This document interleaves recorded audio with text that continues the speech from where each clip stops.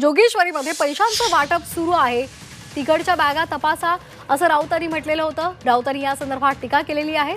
त्यांनी काय प्रतिक्रिया दिली आहे पाहूया।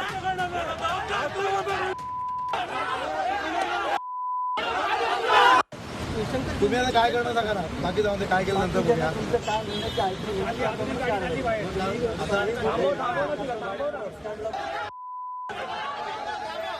तर जोगेश्वरीतल्या राड्यावर संजय राऊतांनी प्रतिक्रिया दिलेली आहे।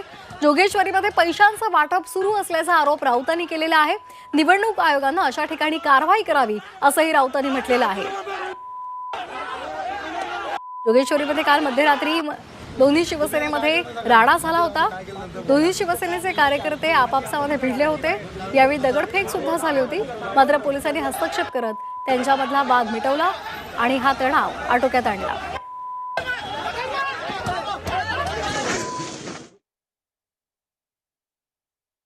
मध्ये पैशाचं वाटप तर सर्रास सुरूच आहे, पण अशा प्रकारे सुद्धा वाटप करून महिला मतदारांना विकत घेण्याचा प्रयत्न ठिकठिकाणी सुरू आहे।